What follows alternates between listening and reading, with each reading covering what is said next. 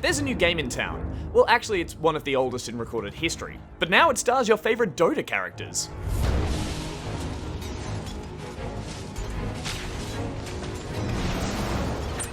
While it seems like the auto chess genre has sprung forth from out of nowhere, there's actually quite a bit of surprising history to it. Indeed, behind every great video game is a Warcraft 3 mod. In this case, it's kind of two. Back in the early noughties, if you were to browse custom games in Warcraft 3, there would be a few prominent titles. One was a little thing known as Defense of the Ancients. But there were others, titles like Legion Tower Defense, Pokemon Defense, and if you're on unofficial Battle.net servers, some weird erotic games that I totally didn't add to my favorites.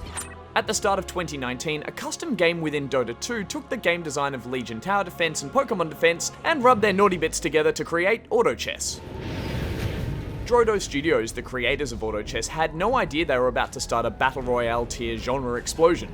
After a huge spike in the mod's popularity, Valve contacted Drodo to start talks about acquiring the studio to develop a standalone version. When terms couldn't be reached, Drodo and Valve agreed to just do their own thing.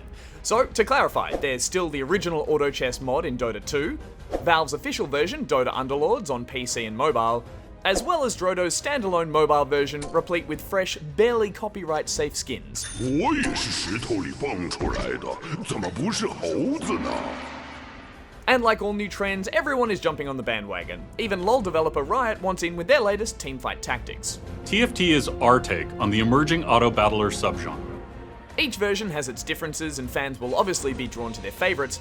However, as someone who's totally not in this scene at all, my limited familiarity with the Dota brand is what's pulling me towards Underlords. And it'll be interesting to see if it can win over the massive Chinese player base that's making the auto chess mods so popular. So sure, it's had an interesting development process and everyone's talking auto chess these days, but what exactly is this confusing new take on that boring old game about bishops taking pawns? Well, here's a quick rundown. Games start on an empty 8x8 square board. Using gold, you purchase heroes from a lineup that randomly rotates each round. Then you place them on the board to fight. The first few rounds are against AI creeps to earn you more gold, which can be spent adding extra heroes to your bench, or leveling up, which allows you to place more pieces on the board. AI rounds also reward items, which can be equipped to heroes as a buff, and perks which apply a passive stat to your entire team or classes of hero. After these openers, you're pitted against one of the 7 other human opponents and their lineup. The next part gets a bit confusing, so try to stay with me.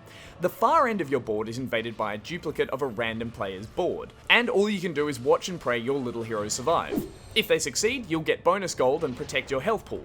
Should you lose though, you'll take damage from your total of 100 HP to the tune of the power of the invading army that survived. All the while, an opponent is fighting a duplicate of your lineup, the result of which can briefly be seen as a text pop-up at the end of each round.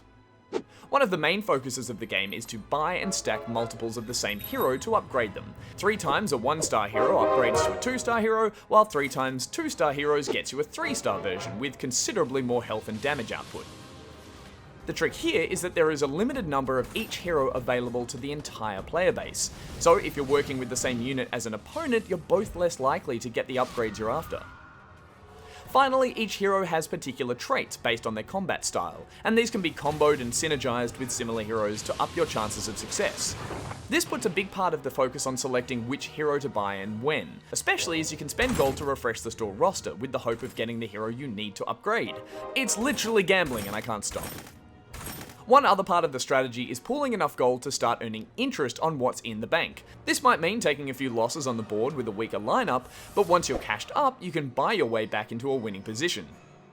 I really enjoy the game's methodical risk and reward strategy. It's the kind of game you never truly lose hope in. Turning your luck around could be as simple as slightly rearranging your hero placement. This player was on their last 3 hit points for the last 15 minutes of the game, then they won. It was total bullshit. Underlords is still in beta, and Valve are already looking at the data to balance units, and if this goes the same way as Dota, we're sure to see regular updates and tweaks which will keep the meta alive and healthy. Meanwhile, I'm surprised by how quickly it's drawn me in. I love the depth of the strategy, the fact that I can boot it up anywhere, anytime on mobile, and as games can easily run for 20-30 minutes, I'll no longer be taking calls or responding to Goose Club fan mail, because my phone battery is now exclusively reserved for auto chess.